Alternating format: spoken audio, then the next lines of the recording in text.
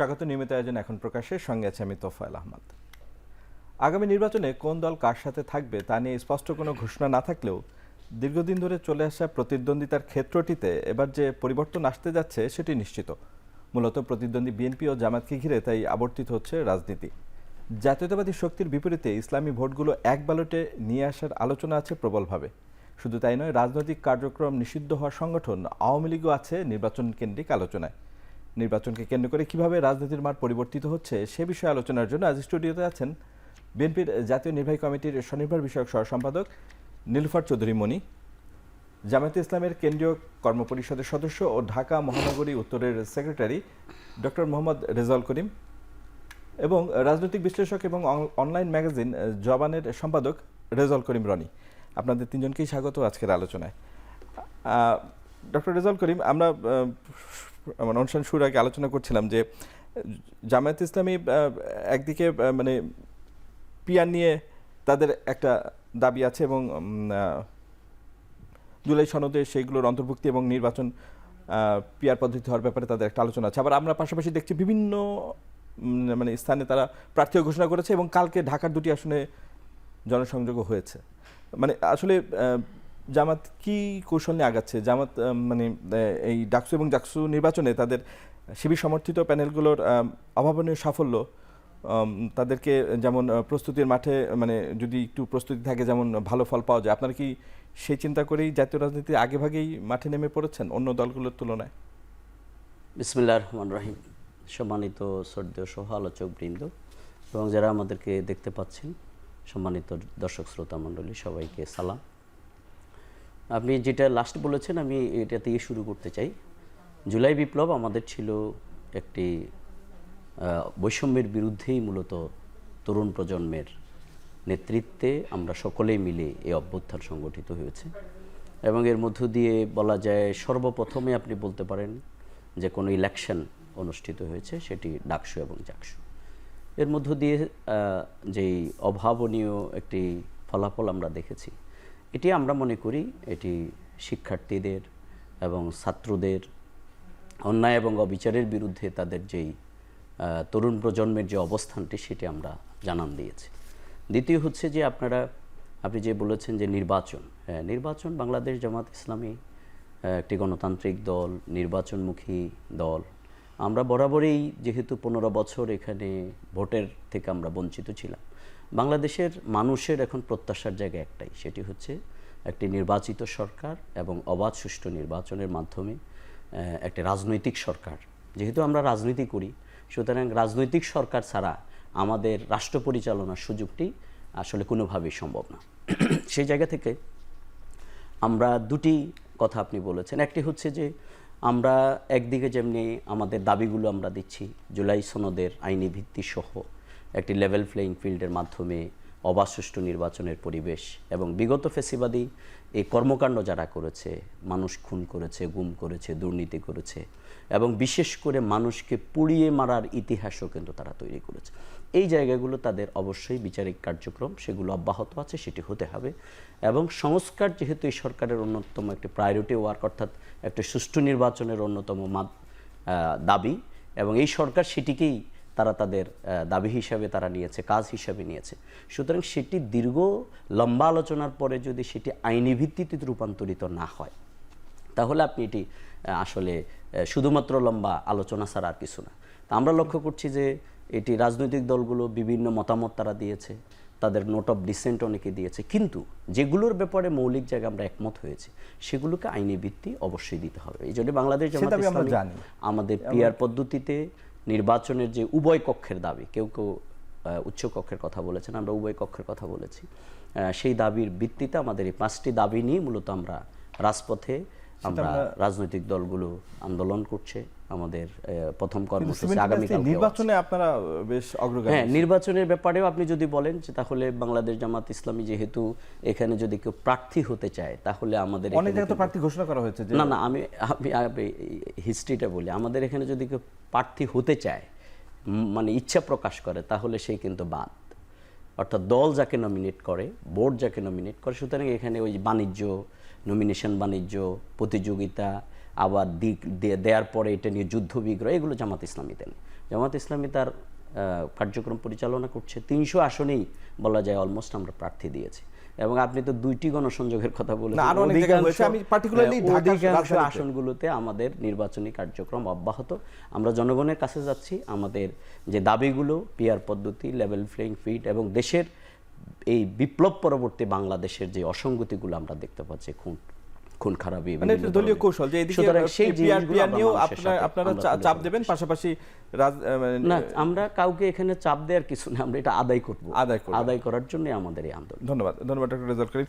নীলুফার চৌধুরী মনি, BNP তো সবসময় নির্বাচনমুখী দল এবং তাদের প্রস্তুতি সবসময় থাকে, কিন্তু আমরা এখনো মানে অন্যান্য দলগুলোর তুলনায় বিএনপিকে নির্বাচনের প্রস্তুতিতে মানে অ্যাপারেন্টলি আমরা মনে হচ্ছে যে পিছিয়ে আছে। আপনি কি বলেন, নির্বাচন নিয়ে বিএনপি দাবি করছে সবচেয়ে বেশি সরব বিএনপি, কিন্তু আমরা জনসংযোগ বা কোথাও প্রার্থী ঘোষণা করা সেসব বিষয়ে আমরা কিছু দেখছি না। এই বিষয়গুলো কবে দেখতে পাবো বা বিএনপি এগুলো কি ভাবছে? ধন্যবাদ আপনাকে, যারা শুনছেন আমার শুভেচ্ছা অভিনন্দন, আমার সহ আলোচক বৃন্দকে শুভেচ্ছা। দেখেন, বিএনপি একটা বড় রাজনৈতিক দল, অনেকদিন নির্বাচন হয় নাই, যে নির্বাচন হয়েছে ওটাকে নির্বাচন বলে না। বিএনপি এর মধ্যে 3টা নির্বাচনের মধ্যে 2টো নির্বাচনে অংশগ্রহণ করে নাই, যে কারণে বিএনপির একটা লম্বা একটা কিউ হয়ে আছে বিএনপির প্রত্যেকটা আসনে। সেটা নিয়ে কাজ করতে বিএনপির কিছুটা বেগ পেতে হবে, এটাই স্বাভাবিক, আপনারাও জানেন। এবং বিএনপি মাঠেই আছে, মাঠ ধরে আছে। নমিনেশন যখনই বিএনপির অলরেডি ঘোষণা করেছে যে আগামী মাসে 70% মনোনয়ন দিয়ে দিবে। আচ্ছা, সেটা দিলে আপনার তখন বিএনপি ওই সময়টা যেটুকু করবে আমার মনে হয় যে সাফিসিয়েন্ট। যখন সরকার যেভাবে বলা থাকে যে এই সময়টা ভোটের জন্য পারফেক্ট টাইমটা কিন্তু আসলে 1 মাস। তো আর বাকিটা যেটা আছে, বিএনপির সব নেতাকর্মীরাই কিন্তু এলাকায় যোগাযোগ বাড়িয়ে দিয়েছে, যাচ্ছে, বক্তব্য রাখছে।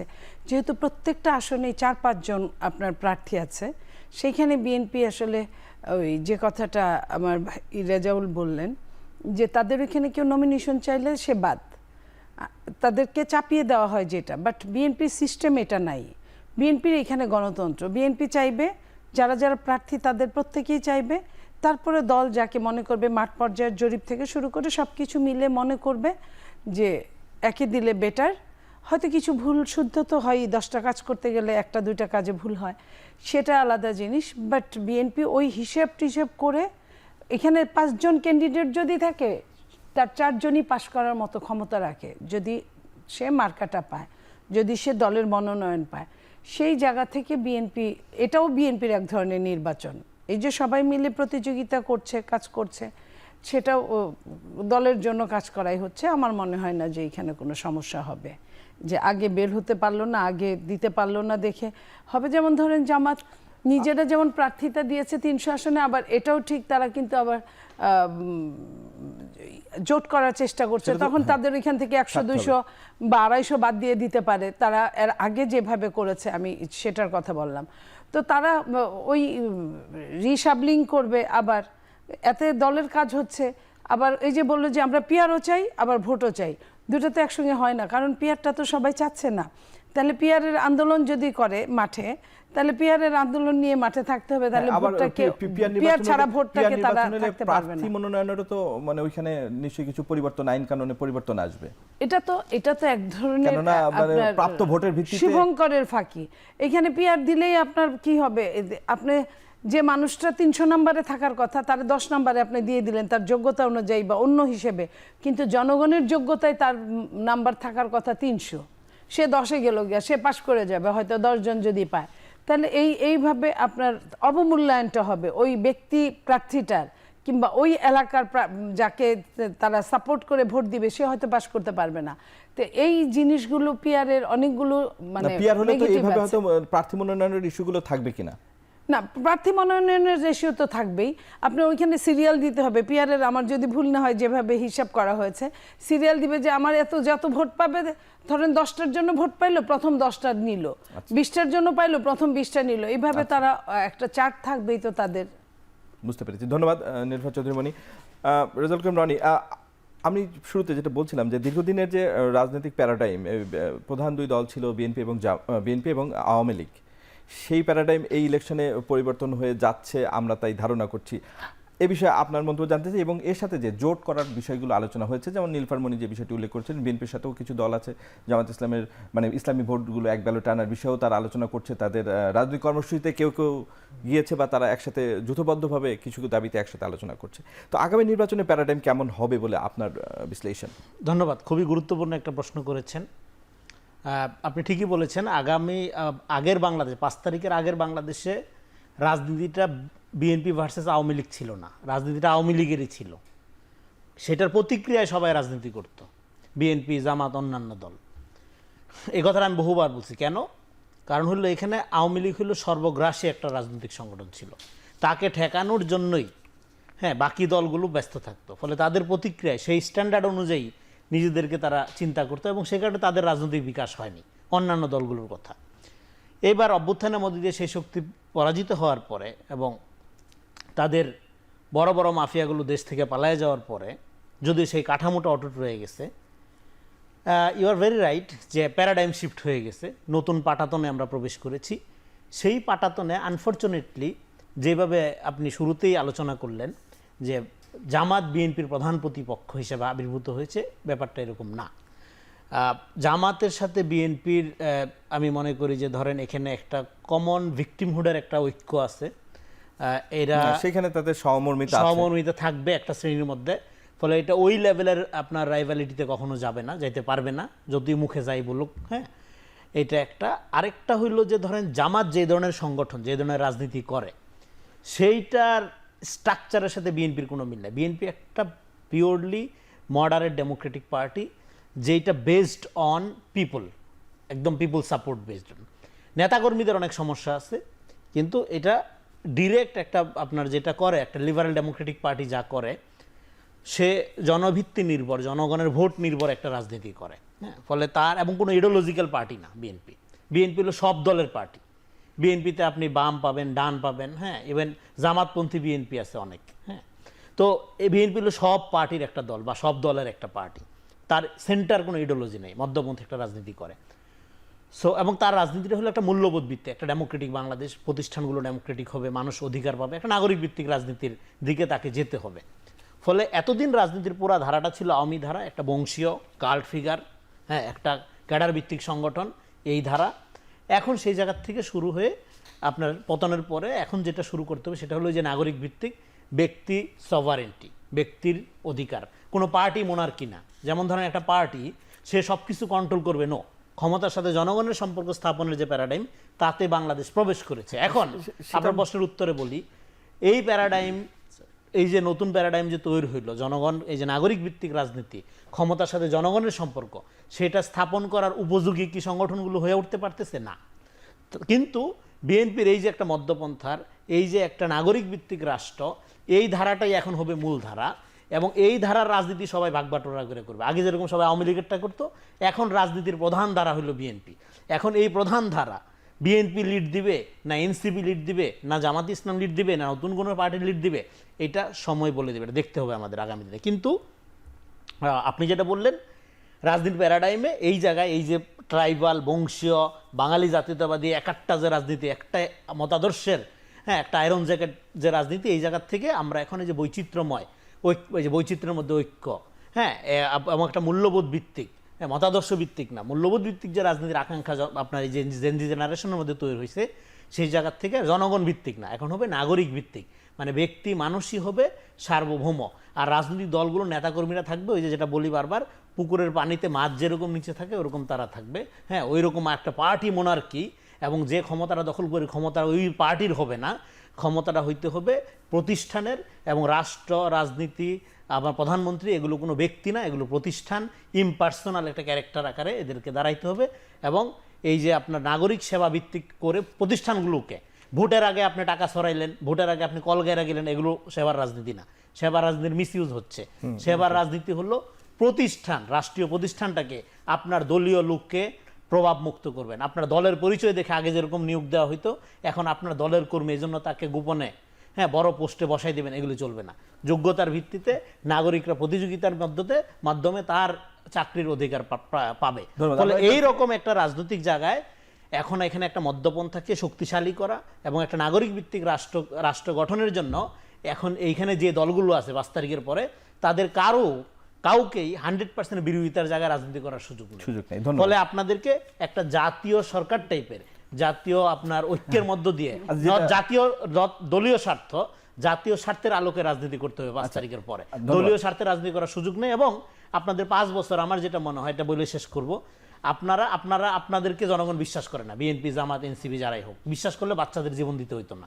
আপনারা 5 তারিখের পরে একটা জাতীয় স্বার্থের রাজনীতি করে আগে জনগণের ট্রাস্ট অর্জন করেন, তারপরে প্রতিযোগিতা করেন। প্রতিযোগিতার টাইম এখনো আসেনি। হুদাই একটা আরেকটার বিপক্ষে কোনোদিনও বিএনপি জামাতকে তার প্রতিদ্বন্দ্বী মনে করবে না, কোনোদিনও মনে করবে না, কারণ দুইজনের রাজনীতি ধারাই আলাদা। ধন্যবাদ। নির্বাচনের প্রতিদ্বন্দ্বিতার কথা বলছিলাম, যাই হোক নীলুফার চৌধুরী মনি নির্বাচনেও না, নির্বাচনও প্রতিদ্বন্দ্বী মনে করবে না। যদি জামাত ক্ষমতাও চলে যায় তাও প্রতিদ্বন্দ্বী মনে করবে না। কারণ হলো এটা রাজনৈতিক মতাদর্শের ব্যাপার, সে কাকে প্রতিযোগী মনে করবে। এরকম আরেকটা সেন্ট্রিস্ট পার্টি যদি দাঁড়ায় সেটাকে সে প্রতিযোগী ঠিক আছে, আমরা সেটা নিয়ে পরে আলোচনা করবো। কিন্তু কথাবার্তায় আমরা দেখতে পাচ্ছি যে সেই রাইভালেরি চলে আসছে। যেমন কালকে কিশোরগঞ্জে ভারপ্রাপ্ত চেয়ারম্যান তারেক রহমান বলছিলেন যে স্বৈরাচার বিদায় নিল নতুন শক্তি মাথাচাড়া দিচ্ছে। এই নতুন শক্তি কে? নীলুফার চৌধুরী মনি, আপনি কি আমাদের একটু আইডেন্টিফাই করে দিতে পারেন যে এই নতুন শক্তি কারা, যেটা নিয়ে তারেক রহমান সহ বিএনপি শঙ্কিত? দেখেন, তারেক রহমান সাহেব আমাদের নেতা, উনি যেহেতু বলে নাই মুখ দিয়ে, আমার বলাটা কি ঠিক হবে? আপনি বলেন। আপনিও বুঝেন, উনিও বুঝেন, এবং যাদের উদ্দেশ্যে বলেছেন সমস্ত বাংলাদেশের মানুষ, তারাও কিন্তু বুঝেন যে নতুন শক্তিটা কিভাবে শক্তিটা অর্জন করছে এবং এইখানে কতটা 1 নাম্বার 2 নাম্বার মিক্সচার হয়ে আপনার শক্তিটা অর্জন করার চেষ্টা করছে, এখানে কতটা অনৈতিকতা আছে। এই জিনিসগুলো আমরা বোধহয় আমাদের সেই দিনটা খুব বেশি দূরে নেয়, আমরা খুব ক্লিয়ারলি আমরা এখনই বুঝতে পারছি। আরও যে কয়েকদিন দিন যাবে সামনে আমরা আরও ক্লিয়ার হয়ে যাব যে এই যে বাংলাদেশ থেকে কিন্তু অনৈতিকতা দূর হয় নাই, ফ্যাসিস্ট চলে গেছে, কিন্তু অনৈতিকতা নতুন নতুন আমেজে, নতুন নতুন আদলে, ওই পুরানো মদ নতুন বোতলে, এই হচ্ছে ব্যাপার। বরং আরও বেশি ভয়ঙ্কর কোনো কিছু চোখে ধরা পড়ছে বা পড়ছে না, যেটা সামনের দিনের জন্য অপেক্ষা করছে আমার মনে হয়। ধন্যবাদ ডক্টর রেজাউল করিম। একই প্রোগ্রামে মির্জা ফখরুল ইসলাম বলেছেন বিএনপি নয় জামাতে আন্ডারগ্রাউন্ড দল। দীর্ঘদিনের জোটসঙ্গী, একসাথে পথ চলা বিএনপি মহাসচিব মির্জা ফখরুল ইসলামের মুখ থেকে যখন এই কথা বেরোয় তখন আপনি এই বিষয়টা কিভাবে নিচ্ছেন? এটা ফখরুল ভাইকে জিজ্ঞাসা করলে তো ভালো হতো। বাট আপনি মানে এটা কি কখনো বলেন যে দক্ষিণ পন্থার উত্থান, উনি বলেন যে এই যে আজকে আরেকটা নতুন নিয়ে আসলো। একটা দলের মহাসচিব হিসেবে আমি মনে করি আমাদের যেই ডিভাইডেড অ্যান্ড রোলের যে জায়গাটা আমরা ব্রিটিশদের দেখেছিলাম, এইটা না হয় ভালো। আমি রনিবের সাথে খুবই একমত যে আমরা কিন্তু ফ্যাসিবাদের বিরুদ্ধে সব দলগুলো মিলে কিন্তু আমরা লড়াই করেছিলাম। সুতরাং ওই জায়গায় ধরতে পারেন আমরা রাজনৈতিক দল আলাদা আলাদা হইলেও আমাদের দেশের স্বাধীনতা, সার্বভৌমত্ব, আমাদের দেশের ন্যাশনাল ইন্টারেস্টের প্রশ্নে আমরা কিন্তু একটা জায়গায় একটা ঐক্য আমাদের হয়েছে। সুতরাং ক্ষমতায় জনগণ যাদেরকে পছন্দ করবে তারা যাবে। এই যে আপু একটু আগে বললেন অনৈতিক এই জাতীয় শব্দগুলো বামরা কিন্তু অনেক লম্বা লম্বা শক্ত ইউজ করে, কিন্তু এগুলোর সাথে জনগণের সম্পৃক্ততা করতে, that is very important. Election হচ্ছে এগুলোর জাজমেন্ট। সুতরাং কোনো দল বড় দল, কোনো দল ছোট দল, এটা ইলেকশনের আগে বেশি উচ্চারণ না করাই ভালো। বরং আমাদেরকে বলা উচিত যে আমাদের রোল যেটি, কারণ এই 5 আগস্টের পরবর্তীতে বাংলাদেশ কিন্তু পাল্টে গেছে। এই পাল্টানোটা যদি আমি না বুঝি, আমি অন্য কোনো দলকে বলতে চাই যেহেতু আমি নিজে রাজনীতি করি, তাহলে আসলে আমি পিছিয়ে পড়ব। কারণ আমাকে বুঝতে হবে যে এখানে নতুন প্রজন্ম কী চায়, দেয়ালের লেখনটা কী। আমি এই যে ঢাকা বিশ্ববিদ্যালয়ে বলে দেওয়া হচ্ছে, সেদিন বিএনপির আমার সাথে ইলেকশনের পরের দিনই ছিল, আমাকে এসে একদিকে কনগ্রেচুলেট করছে, আরেকদিকে বলছে যে এটা ছাত্রলীগের ভোটে ডাকসুতে আমরা নির্বাচিত। তা আমি ওনাকে বলছিলাম আপনি আরেকবার বলেন, তো উনি আরেকবারও বললো। আমি বললাম এটা বলালাম এই জন্য, ওই যে শেখ হাসিনা যে এই রাজাকারের বাচ্চা বলার কারণে কিন্তু দেশ ছাড়তে হয়েছে। এই যে ঢাকা বিশ্ববিদ্যালয়ে যে তরুণ প্রজন্ম ভোট দিল, এদেরকে আপনি ছাত্রলীগ বানাবেন, আপনাকে আরেকটা তাড়া খাইতে হবে। বাস্তবতাটা হচ্ছে এটা যে আপনি শুধুমাত্র যা মুখ দিয়ে আসবেন তাই বলে দেবেন, এই প্রজন্ম এখন আর এগুলো দেখতে চায় না। এগুলো অনেক পুরাতন রাজনীতি। আমাদের এই বয়স্ক যারা এরকম বয়স হয়ে গেছে, ওনাদের বয়স যদি যাই হোক, কিন্তু নতুন প্রজন্মের ভাষাটা বুঝতে হবে যে আপনি গুপ্ত। আমরা একসাথেই তো আন্দোলন করলাম, তো উনি এতদিন আমাদের সাথে 15 বছর গুপ্ত সংগঠনের সাথে আন্দোলন করেছেন। ফখরুল সাহেব কি আন্ডারগ্রাউন্ড পার্টির সাথে ছিলেন? কেন এগুলো বলবেন? আমাদের সাথে তো ওনাদের একসাথে বসে আমরা আন্দোলন করেছি, তাহলে একসাথে আমাদের নেতৃবৃন্দের ব্যাপারে ওনারা বক্তব্য দিয়েছেন, আমরা দিয়েছি, আমরা একসাথেই তো অনেক কিছু করলাম। সুতরাং এখন এই 5 তারিখের পরে এসে একবারে আমরা আন্ডারগ্রাউন্ড হয়ে গেলাম, একবারে শিবির গুপ্ত হয়ে গেল, এই যে শব্দচয়ন, এগুলো দিয়ে আসলে কিন্তু আপনি আরও পিছিয়ে যাবেন। তার মানে আমি বলবো যে আমাদের ডিভাইড অ্যান্ড রোল তত্ত্বতে না গিয়ে বরং পরিশীলিত রাজনীতি, উদারতার রাজনীতি, হত্যার রাজনীতি, চাঁদাবাজির রাজনীতি, লুণ্ঠনের রাজনীতি বন্ধ করা উচিত। এটা যেই করবে সে পিছিয়ে যাবে। কারণ বাংলাদেশ, এই প্রজন্ম, আমাদের বাংলাদেশের মানুষ অতীতে যেগুলো হয়েছে, one man one party, might is right, এই রাজনীতিটা আর আমরা পেছনে রাখতে চাই। আমরা প্রত্যেকেই তার ক্রিয়েটিভিটি, প্রত্যেকে তার নিজস্ব যে রাজনীতি সেটিকে হাজির করুক, জনগণ যাদেরকে পছন্দ করবে সেটাই হওয়া উচিত। ধন্যবাদ ডক্টর আজম। আমাদের একটা বিরতি নেওয়ার সময় হয়েছে, আমরা বিরতি পরে সবার আলোচনা করছি। দর্শক, আমরা বিরতিতে যাচ্ছি, ফিরে আসছি একটু পরে।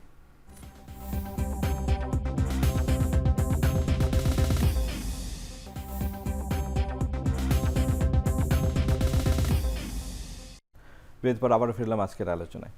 নীলফার চৌধুরী মনি, আপনার নিশ্চয়ই মনে আছে 1990 সালে ডাকসু নির্বাচন হয়, 91 সালে পঞ্চম জাতীয় সংসদের নির্বাচন হয়। ডাকসুতে ছাত্রদলের বিপুল জয় ছিল। জাতীয় নির্বাচনের সাথে ডাকসু নির্বাচনের হয়তো ফলাফল নেই, কিন্তু মানে সরাসরি যোগসূত্র নেই, কিন্তু অনেকেই মনে করেন এটা একটা ধারাবাহিকতা।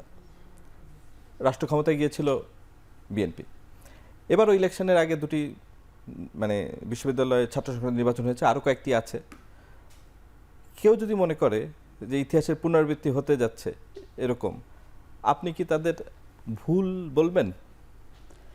দেখেন, এটা এনভায়রনমেন্টের উপর নির্ভর করে। 90 যেটা ছিল সেটা একটা অ্যানালগ পৃথিবী, সেইখানে ডাকসু এবং বিএনপি ওতপ্রোত জড়িত ছিল এই কারণে যে ছাত্রদলের উপর ভর করে দেশনেত্রী বেগম খালেদা জিয়া তখন রাজনীতি করতেন শহীদ প্রেসিডেন্ট জিয়াউর রহমানের মৃত্যুর পরে। সেটা সমস্ত বাংলাদেশে একটা ছাত্রদলের মেসেজ ছিল।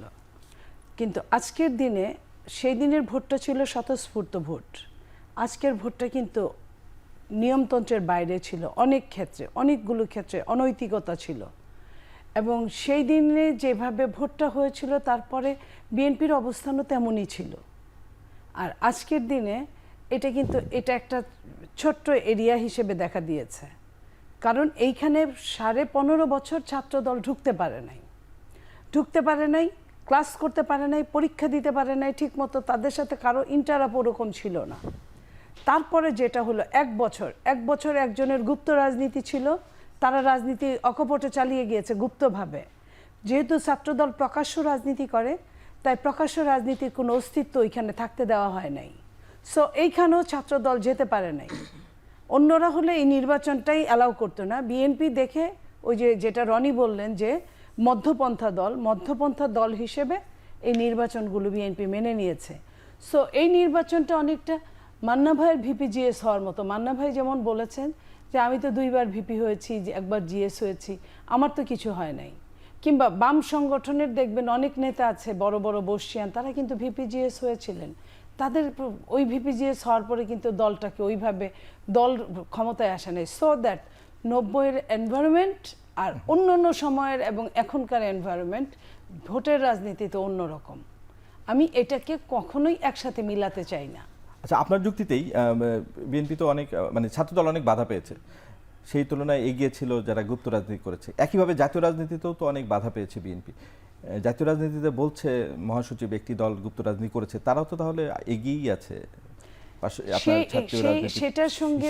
সেইখানে সমস্ত বাংলাদেশে গুপ্ত রাজনীতির জায়গা নাই।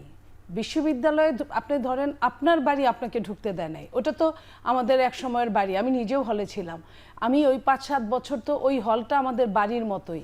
তাহলে ওইখানে ঢুকতে দেওয়া হয় নাই একবারের জন্য। ওই ছেলেটা জানে না, ওই মেয়েটা জানে না হলের ভেতরটা কেমন। তো সেইখানের একটা জিনিস আর সমস্ত বাংলাদেশের গুপ্ততার একটা জিনিস, দুটো এক জিনিস না।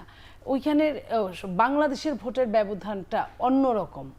ওইখানে সবাই সবার পদচারণা ছিল, জেল জুলুম হুলিয়া সব কিছু ছিল, কিন্তু তারপরেও এইখানে ওই বিশ্ববিদ্যালয়ের ওই আপনার বাউন্ডারির চেয়ে কিন্তু স্বাধীনতাটা একটু বেশি ছিল। এবং বিএনপি এই সমস্ত বাংলাদেশের যত সমস্যায় সংকুল ছিল তত বিএনপির জনপ্রিয়তা বাড়ছিল। আপনি খেয়াল করেন বিএনপি থেকে কিন্তু 2-4 জনকে নিয়ে যাওয়া হয়েছে বা তারা নিজেরাও চলে গিয়েছে, তাতে বিএনপির কিচ্ছু হয় না, সাথে 1-2 জন ছাড়া আর একজনও যায় না, এরকম যার যার সিঙ্গেল বডি নিয়ে তাকে যেতে হয়েছে। সো বিএনপির এই জনপ্রিয়তার কাছে আপনার ওইখানে কিছু হবে বলে আমি বিশ্বাস করি না, যদি আন্তর্জাতিক বিভিন্ন যদি অশুভন ব্যাপার স্যাপার না থাকে। ধন্যবাদ নির্ভর চৌধুরী। ডক্টর রেজাউল করিম, আপনার কাছে আসবো, তার আগে রেজাউল করিম রনি, মানে মানে ছাত্র উপদেষ্টারা, মানে গতকালই সালাউদ্দিন আহমেদ বলছিলেন যে ছাত্র উপদেষ্টারা রাষ্ট্র বিনির্মাণে তেমন কোনো ভূমিকা রাখতে পারেনি যে যতটা আশা করা হয়েছিল। একইভাবে বাকশাস গত 2টি ছাত্র সংসদ নির্বাচনে তাদের যে পারফরমেন্স, সেটিও বিভিন্ন রাজনৈতিক বিশ্লেষক বলছেন হতাশাজনক। এই যে মানে বিএনপি এবং জামাতের বাইরে জনগণের যে একটা প্রত্যাশা ছিল, গণঅভ্যুত্থান থেকে উঠে আসা একটি শক্তি, সেই শক্তির আমরা মানে অস্তয়মান মনে হচ্ছে। আপনি এটা মনে হয় যেমন ধরেন এটা মানে জাতীয় রাজনীতিতে আসলে কি প্রভাব ফেলবে, নাকি তারা মানে ফুটনোট হিসেবেই থেকে যাবে? আমার মনে হয় এত হালকা করে দেখার সুযোগ নেই। কারণ দেখেন বিএনপিও কিন্তু এমন সময় গেছে, রুহুল কবির রিজভীকে দেখা যাচ্ছে 6 জন লোক নিয়ে আন্দোলন করতেছে পল্টনের সামনে। সো অভ্যুত্থানের মধ্য দিয়ে আসা একটা দল, সেটা তো চাপে, হ্যাঁ না তখন তো প্রবল চাপ ছিল, কিন্তু এটা তো অনুকূল পরিবেশ। হ্যাঁ, অনুকূল পরিবেশ না, কারণ অভ্যুত্থানের মধ্যে আসা নতুন একটা দল, যেই দলের মধ্যে সবাই নেতা কর্মী তৈরি হওয়ার সুযোগ হয়নি এবং প্রত্যেকে তার ব্র্যান্ডিং করার জন্য ব্যস্ত। ফলে রাজনৈতিক প্রক্রিয়ার মধ্যে নিজেদের প্রশিক্ষিত করার একটা ব্যাপার আছে। কিন্তু আরেকটা দিক থেকে দেখেন, এখানে এনসিপি দাঁড়াইতে না পারার কোনো কারণ নাই যদি না তারা বাংলাদেশের রাজনৈতিক কোর্সটা কি, কোন জায়গায় প্রবেশ করছে, একটু আগে যে আলোচনাটা করলাম যে নতুন প্যারাডাইম যেটা, সেটা যদি তারা ধরতে পারে। নতুন প্যারাডাইমের মধ্যে এখানে যারা ইডিওসেন্ট্রিক রাজনীতি করবে, মানে আওয়ামী লীগ, বামপন্থী বা অন্য যারা, এবং বা পলিটিক্যাল ইসলামিস্ট পার্টিও, তারা একটা প্যারাডাইম, আর একটা হলো এখানে একটা ডেমোক্রেটিক ভ্যালু বেজ রাজনীতির একটা প্যারাডাইম। এখন কোনো একটা ইডিওসেন্ট্রিক পার্টি সে যদি এই ভ্যালু বেজ পলিটিক্সের এই জিনিসগুলোকে অ্যাডাপ্ট করার চেষ্টা করে, যেমন ধরেন শিবিরের সাথে কিন্তু জামাতের অনেক পার্থক্য আছে। শিবির অনেক বেশি মডার্ন জিনিস, অনেক বেশি সেকুলারাইজড অবস্থানকে গ্রহণ করছে, কিন্তু জামাত ইসলাম এখনও পর্যন্ত একটা ইসলামী কোডের মধ্যে থেকে রাজনীতি করার চেষ্টা করছে। তো ফলে এই দুইটার একটা দ্বন্দ্ব আছে। এটা জামাত ইসলাম আগামী দিনে কেমনে মিটাবে, এটা তাদের ব্যাপার। এটা নিশ্চয়ই এটা নিয়ে তাদের ভেতরেও এক ধরনের ফাইট আছে। সো এটা তাদের জন্য একটা ইন্টারনাল পরীক্ষা। এর বাইরে আপনি যদি দেখেন বাংলাদেশে জেনজি জেনারেশন, এখানে যে অভ্যুত্থানটা হলো, অভ্যুত্থানটার কিন্তু কোনো ইডিওলজি নেই। কোনো পার্টি দাবি করতে পারবে না এই অভ্যুত্থানটা তার একক সম্পত্তি। এখানে এইটা টোটালটাই একটা পিপলস আপনার আপরাইজিং, এবং এটা মানে এটার কর্তাসত্তা হলো প্লুরাল, একক কোনো কর্তাসত্তা নেই, কোনো দল এটা দাবি করতে পারে না। ফলে এই জেনারেশনের আকাঙ্ক্ষা বলে যদি কোনো দল মনে করে যে আমি এই জেনারেশনের আকাঙ্ক্ষা রিপ্রেজেন্ট করি, যে দলই হোক, এইটা একটা বিরাট মিস্টেক হবে। এই আপনার অভ্যুত্থানের জেনজির আকাঙ্ক্ষা কোনো দল রিপ্রেজেন্ট করে না, করলে অভ্যুত্থান হইতো না, তাহলে দলের আন্ডারেই হইতো, ওই জেনজি জেনারেশন ওই দলের সাথে ভিড়া যেত।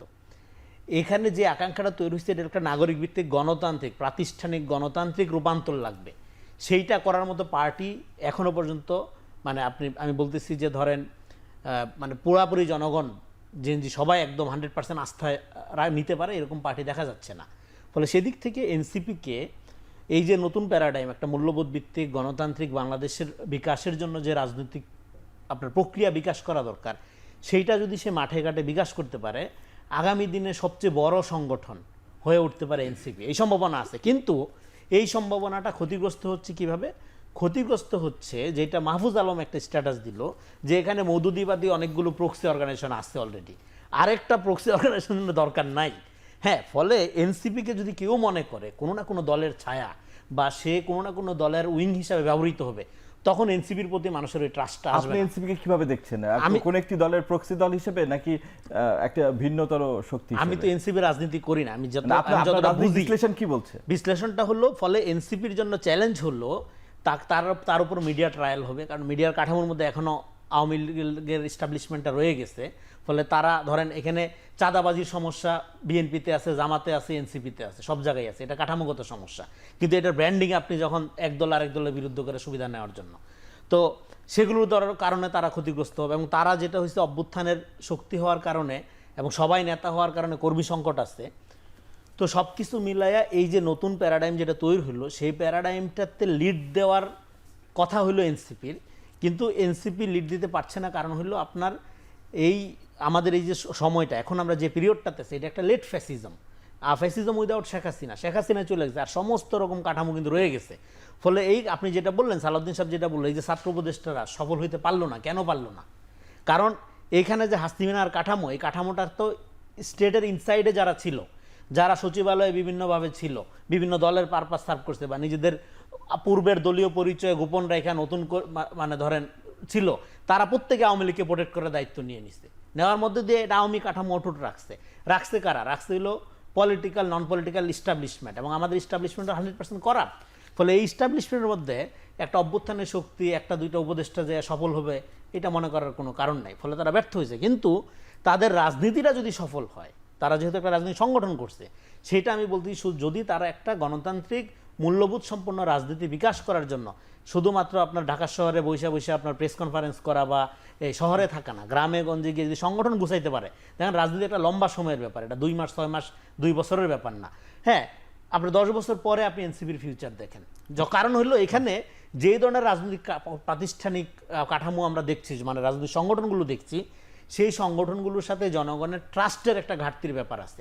অনেক ভালো ভালো কথা বলতেছে, কিন্তু প্র্যাকটিক্যালি ধরেন এই যে দলগুলো বিএনপি, জামাত এবং অন্যান্য যে দলগুলো, প্র্যাকটিক্যালি এই দলগুলোর প্রতি কিছু তাদের সমর্থনদের অনেক ধরেন ভালো ব্যাপার আছে, আবার ধরেন এত বেশি আপনার বাজে ব্যাপার আছে যেটার কারণে জনগণ মানে ফুললি ট্রাস্ট করতে পারে না।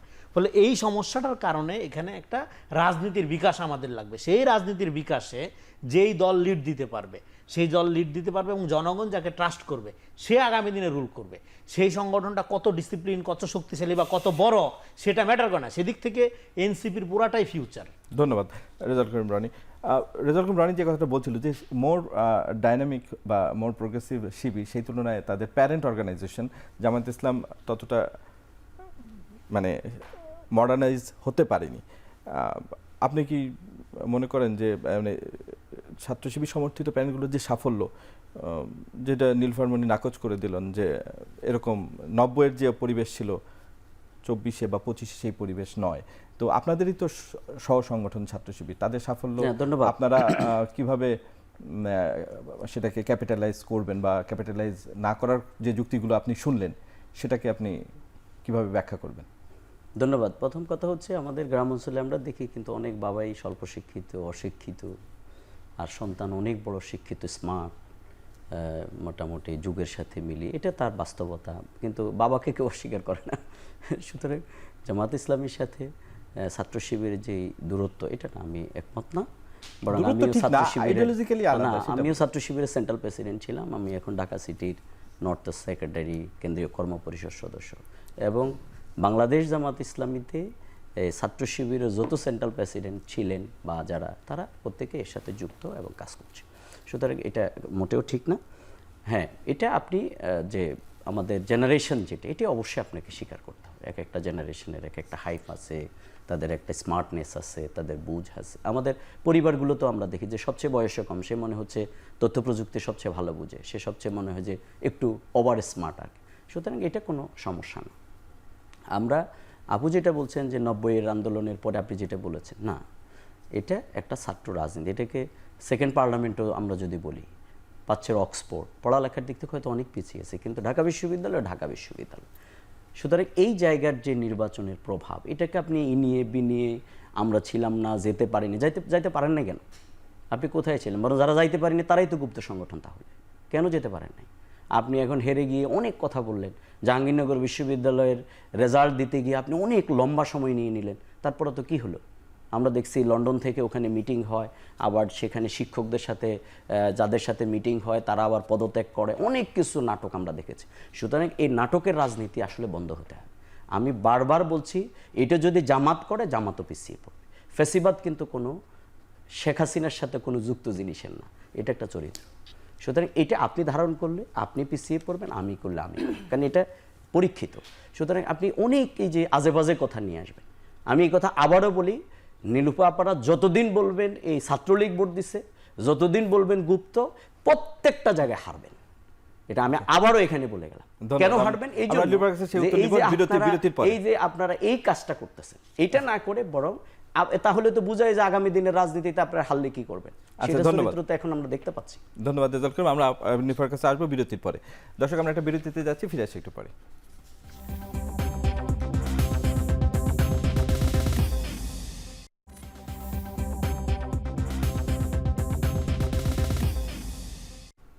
বিরতির পর আবারও ফিরলাম আজকের আলোচনায়। নীলুফার চৌধুরী মনি, আপনি মানে আপনার কাছে তেমন আমার কোনো প্রশ্ন নেই। যেটা বলছিলাম বিরতিতে যাওয়ার আগে, যে বিএনপির বাক সংযম নিয়ে বলেছেন যে বাক সংযম দেখাচ্ছে না বিএনপি। ডক্টর রেজাউল করিম যেটা বললেন যে তারা যদি এভাবে বলতে থাকে তারা তার বরং পরিণতি এত বেশি ভোগ বাক করবে। সংযম দেখাচ্ছে এই বিষয়ে যে আপনার- আমি বলি, বাক সংযম যদি এই হয় যে স্লোগানে মানুষের 14 গোষ্ঠী তুলে গালাগালি করা হয়, এটাকে যদি বাক সংযম বলে আমি জানি না, তাহলে বাক সংযমের ডেফিনেশনটা কি? বিএনপি এত বেশি দেখিয়েছে যে আমার ভাই জামাতের তারা তাদের শিবির দিয়ে যে গালিগুলা দেওয়াইছে বিএনপিকে, বিএনপির চেয়ারপারসন, অ্যাক্টিং চেয়ারম্যানকে এবং সহ সবাইকে যে গালিগুলো দেওয়া হয়েছে, বুয়েটের ছাত্রদের দিয়ে, ঢাকা বিশ্ববিদ্যালয়ের ছাত্রদের দিয়ে, রাতে উত্তাল করে বিশ্ববিদ্যালয়ে ছাত্র দলের নাম কেন ঘোষিত হইলো, ছাত্র দল কেন ব্যান হবে না, তারপরে বিভিন্ন কারণগুলোকে কেন্দ্র করে আমাদের দলে একজন আরেকজন মারা গেছে, আমরা অস্বীকার করি নাই, হতেই পারে, ব্যবসা বাণিজ্য যে কোনো কিছু নিয়ে হতেই পারে, সেটা মায়ের চেয়ে মাসির দরদ বেশির মতো মধ্যরাতে যেসব বলেছে সেগুলো আমি বলতে চাই না। এটাকে যদি বাক সংযম না বলে তাহলে আর কাকে বলে আমি জানি না, নাম্বার 1। নাম্বার 2, উনি বললেন যে ডাকসু নির্বাচনে আমরা জিততে পারি নাই, ওটা কোনো ফ্যাক্টর না, ওটা যেটা আমরা ঢুকতে পারি নাই কেন, এই জন্য আমরা গুপ্ত। আমি যদি তাকে বলি যে তাদের তো ছাত্রলীগের সঙ্গে সম্পর্কিত, প্রত্যেকটাই ওইখানে ছাত্রলীগের কমিটির নেতা ছিল, এরকম বিএনপিরও আমার মনে হয়, আমার এখন বিশ্বাস হয় না, বলে না যে চুন খায় মুখ পড়লে দই দেখেও ভয় করে, এরকম আমার কাছে মনে হয় যে এই যার সাথে কথা বলছি সেও কি গুপ্ত কিনা আমি জানি না, আমার নিজেকেও মাঝে মাঝে মনে হয় আমিও কি গুপ্ত কিনা আমি তাও জানি না। কারণ এরাই তো ছিল, যেটা আমাকে ভুল বোঝা হচ্ছে, কয়েকদিন যাবত আমাকে বিভিন্ন ট্যাগ লাগিয়ে গালাগালি করা হচ্ছে। আমি শুধু প্রমাণটা সামনে দাঁড় করিয়েছি। প্রমাণ দাঁড় করানোর জন্য যদি ট্যাগ নিতে হয় তাহলে নিলাম। আমি আওয়ামী লীগের সময় আপনারা জানেন আমি কি পরিমাণ টকশোতে, আমি কি পরিমাণ বলিষ্ঠ কণ্ঠস্বর ছিল আমার, তারপরেও কিন্তু আওয়ামী লীগ ফ্যাসিস্ট এরকম গালি দেয় নাই। আর জাকসু নির্বাচন নিয়ে উনি এত কথা বললেন, হঠাৎ করে আপনি বলেন তো 48 ঘন্টা ভোট গণনা হলো জাকসুতে, হঠাৎ করে একটা স্বতন্ত্র দ্বারা পাশ করে গেল, যেখানে সব পুরা প্যানেল গেল, এটা কি নুরুর মতো হয়ে গেল না? রাত 3টার সময় নুরুর যেভাবে হয়েছিল। আচ্ছা, 2টা বিশ্ববিদ্যালয় সেম অমুছনীয় কালি, আপনার জায়গায় মুছনীয় কালি হয়ে গেল, আপনার কি হলো? 2টা জায়গায় একই, আপনার ব্যালট পেপার বেশি পাওয়া গেল, 2টা জায়গার একই। আপনার শামসুন্নাহর হলে বলা হলো যে আমি তো ভোট দিয়েছি, তাহলে কেন শূন্য ভোট পাবে আপনার এনসিপির একজন প্রার্থীকে? তখন ভোট গণনা হওয়ার পরে আবার দেখা গেল 147টা ভোট পেয়েছে। এই যে এরকম বহু টিচাররা পদত্যাগ করলো, এবং কারণ দেখিয়ে, কারণ ছাড়া তো পদত্যাগ করে না। আপনি যে ট্যাগই লাগান না কেন, ট্যাগের মধ্যে তো কারণগুলো ছিল। এই সব বলার পরে লেখাপড়া শিখতে যাওয়া জায়গায় এই রকম হইতে পারে। যখন ঢাকা বিশ্ববিদ্যালয়, হ্যাঁ প্রাচ্যের অক্সফোর্ড একটা সময় ছিল, এখন কিন্তু আমি যদি বাংলাদেশেও সিরিয়াল গুনি তাহলে কিন্তু আমার কি বলে BRAC university, north south university, এইসব 2-3টা গুনার পরে কিন্তু আমার এইখানে আসতে হয়। এটা আমার জন্য দুঃখজনক ব্যাপার, কারণ আমি ওইখানে 2-4 দিন পড়ছি। তো সেইখানে আপনার আমি ওই আগেরটাই লিগে থাকবে আমার, থাকার পর আমার কি হলো, আমি ওইখানে ব্যালট পেপারটা যে কি সেটা আসলো কোত্থেকে, কোনো একজন ব্যবসায়ী তাদের ব্যবসায়ীদের মাধ্যমে তাদের ফ্যাক্টরি থেকে ব্যালট পেপার ছাপানো হলো। সেই ব্যালট পেপার এখন দেখেন বিভিন্ন জায়গায় পাওয়া যাচ্ছে ব্যালট পেপারগুলা। তাহলে এই যে অনিয়মগুলা, আমরা তো শুদ্ধ ভাষায় সুন্দর ভাষায় বলি অনিয়ম, আমরা তো নোংরা ভাষায় বলি না, কারণ আমরা এটা শিখে আসি নাই, ওইভাবে আমরা বলতে পারি না। ধন্যবাদ রেজাউল করিম। ডক্টর রেজাউল করিম, আপনার সমাপনী বক্তব্য জানতে চাই যে এই যে আপনার যেটা বললো যে আসলে উভয় পক্ষই মানে উভয় পক্ষ না, আপনাদের তরফ থেকেও আক্রমণ এসেছে। হ্যাঁ, না আমি আক্রমণে যেতে চাই না, আমি সহনশীলতার জায়গায় প্রতিযোগিতায় যুক্তিপূর্ণ বক্তব্যের মধ্যে থাকতে চাই। আপু এই যে কয়দিন আগে আবরারকে নিয়ে দেখলাম একটা বক্তব্য দিয়েছেন যে আবরার হত্যার সাথে নাকি শিবিরের সম্পৃক্ততা উনি খুঁজে পাইছেন। এটা কিভাবে পাইছেন এটা হয়তো উনি আইনানুগভাবে এটা জবাব দেবে। একটা ছাত্র সংগঠনের বিরুদ্ধে ব্লেম গেম যে করার অধিকার কিন্তু ওনাদের নেই। আর এই যে বলছেন যে শিবির কি বলছে, ওনাদের এটা বলছে, ওনারা কি বলেন? ওনারা বলেন যে শিবির জবাই করে, এগুলো ওনাদের মিডিয়ার সেলের রিকগনাইজ পেজে আছে। সুতরাং এটা না করে বরং আমাদেরকে এই যে ঢাকা জাকসু সম্পর্কে যেটা বললেন, কোন কোম্পানি থেকে কি নিয়ে আসছে সেটা জামাত, তারপরে হলো ওইখানে অমোসনীয় কালি। আপনারা তো জুলাই আন্দোলনের টিচারদেরকে অপমানিত করেছেন।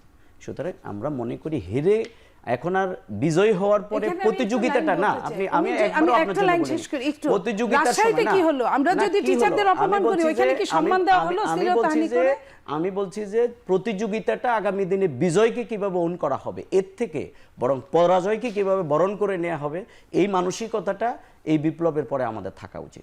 কিন্তু বিএনপি ছাত্রদল সেটা দেখাতে পারছে না কেন? বরং থাকা উচিত। আমরা যদি হেরে যাই, হেরে যাব। ছাত্ররা এই যে ঢাকা বিশ্ববিদ্যালয় পাচ্ছে অক্সফোর্ড, এখন এটা কি?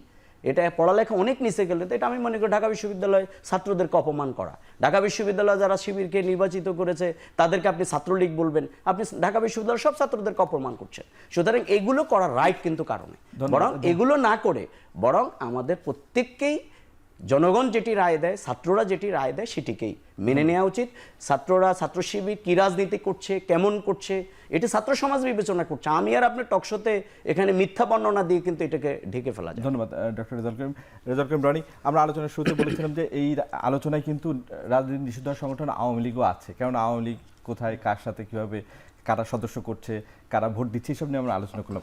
এই যে আওয়ামী লীগ, রাজনীতি নিষিদ্ধ সংগঠন আওয়ামী লীগ, আগামী নির্বাচনে এই সংগঠনটার কি ভূমিকা আমরা দেখতে পাবো? আপনার বিশ্লেষণ কি বলে?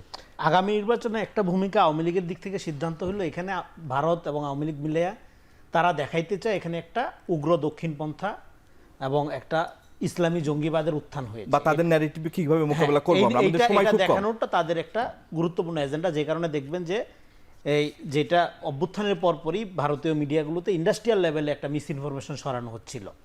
তো এখন এখানে জামাত এবং অন্যান্য ইসলামী দলগুলো তারা আমি বলতেছি না তারা ভারতের ষড়যন্ত্রের রাজনীতি করতেছে, কিন্তু তাদের যে পজিশনটা এইটা যদি তারা উইন করার দিকে তারা নিয়ে যায়, সেক্ষেত্রে আওয়ামী লীগের দিক থেকে যেটা সিদ্ধান্ত আমরা সাংবাদিক হিসেবে যেটা জানলাম, তাদের সিদ্ধান্ত হলো তারা চায় জামাত ক্ষমতায় আসুক। কারণ এখানে একটা ইসলামপন্থী দল ক্ষমতায় আসলে তাদের যে এজেন্ডা, তাদের যে প্রোপাগান্ডা, এটা ইস্টাবলিশ করা সহজ হবে।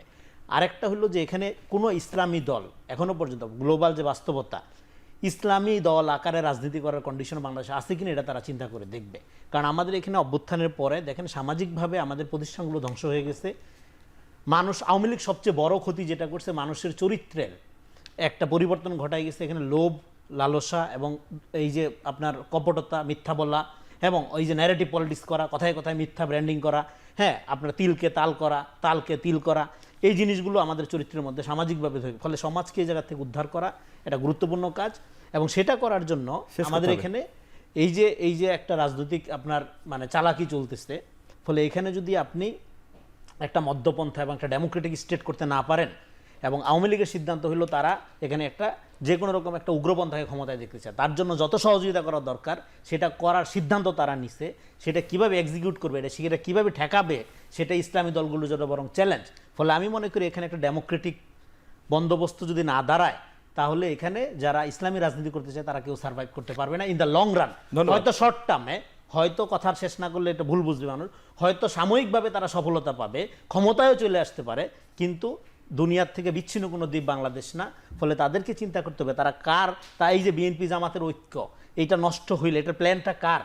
হ্যাঁ, এই যে তারা নিজেদেরকে এত বিশাল মনে করতেছে, এই ঐক্যটা নষ্ট হলে সবচেয়ে বেনিফিটেড কে হবে, তারা কাদের রাজনীতি করতেছে। এখানে আমি দেখতে পাচ্ছি একটা ভারত বিরোধী ভারতীয় রাজনীতি প্রবলভাবে জেগে উঠতেছে এবং যার দ্বারা এই শত্রুরা বেনিফিটেড হবে। আপনি যে প্রশ্ন করলেন এখানে নিষিদ্ধ সংগঠন আওয়ামী লীগ পলিটিক্সে এখনো পর্যন্ত প্রাসঙ্গিক আছে কেন? কারণ এখানে আওয়ামী লীগের কালচার, আওয়ামী লীগের বৈশিষ্ট্য অনেকে পলিটিক্যালি অ্যাডাপ্ট করে নিয়েছে। ধন্যবাদ রেজাউল করিম রনি, নির্ভর চৌধুরী মনি, ডক্টর রেজাউল করিম এবং রেজাউল করিম রনি, আপনাদের তিনজনকে অসংখ্য ধন্যবাদ আজকের আলোচনায় আসার জন্য। দর্শক, আমরা যেখানে শেষ করছি, আবারও দেখা হবে। শুভরাত্রি, ভালো থাকবেন।